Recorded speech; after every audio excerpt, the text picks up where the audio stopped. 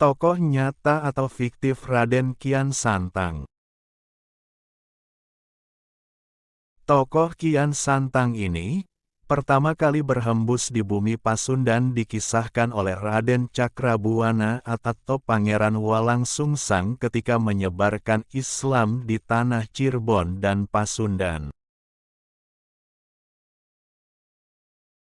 Pangeran Cakrabuana adalah anak dari Prabu Siliwangi atau Jayadewata Raja Pajajaran, yang dilahirkan dari permisuri yang bernama Nyi Subang Larang.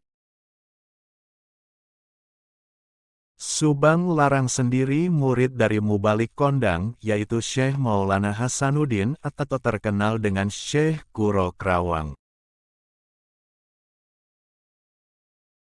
Bermula dari ketika Raden Walangsungsang memilih untuk pergi meninggalkan Galuh Pakuan atau Pajajaran.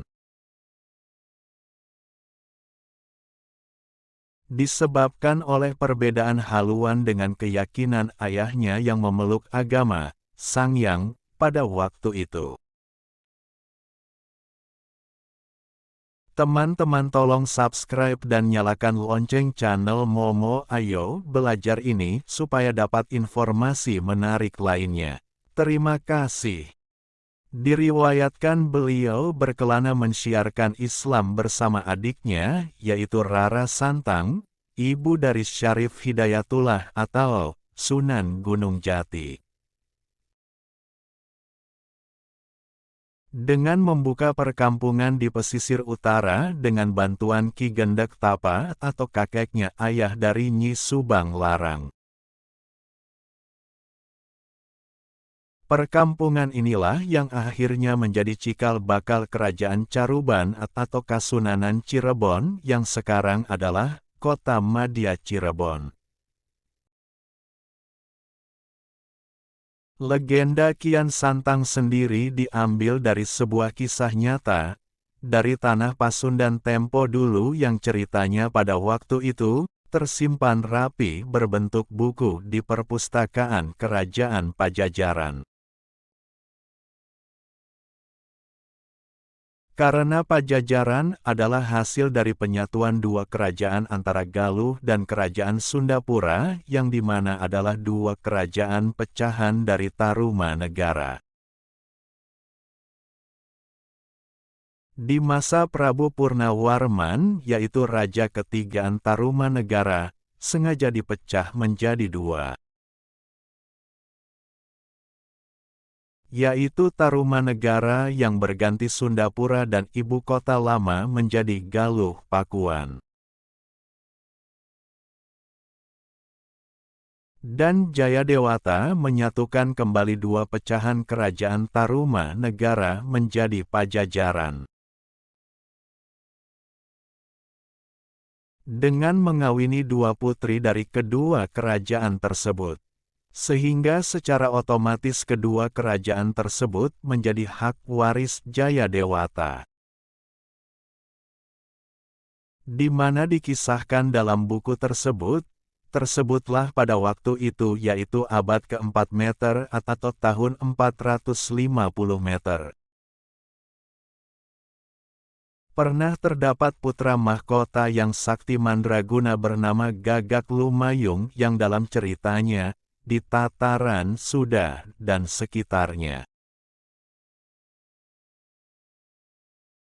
tak ada yang mampu mengalahkan ilmu kesaktiannya. Hingga suatu saat datang pasukan dari dinasti Tang, hendak menaklukkan kerajaan Tarumanegara. Namun berkat Gagak Lumayung, pasukan Tang dapat dihalau dan tunggang langgang meninggalkan Tarumanegara. Semenjak itu Raden Gagak Lumayung diberi sebutan Kian Santang, atau yang artinya penakluk pasukan Tang. Diceritakan Sang Kian Santang ini karena saking saktinya hingga dia rindu kepingin melihat darahnya sendiri seperti apa. Cerita tersebut membumi sekali sampai saat sekarang. Dan yang aneh, kebanyakan orang menduga kalau Kian Santang itu adalah Raden Walang Sungsang. Padahal banyak sekali cerita yang sepadan dengan kisah Raden Walang Sungsang tersebut. Yang sesungguhnya dialah yang mengisahkan justru dialah yang dikira pelaku, Raden Walang Sungsang atau Pangeran Cakrabuana, sebagai tokoh yang diceritakan itu. Tujuannya adalah hanya sebagai media dakwah dan penyebaran Islam di bumi Cirebon dan sekitarnya. Sehingga sampai sekarang banyak kalangan yang menyangka Raden Walang Sungsang adalah Kian Santang. Bahkan ada yang menafikan Kian Santang adalah adik Cakrabuana dan kakak dari Rara Santang. Like, share, comment. Please subscribe and thanks for watching.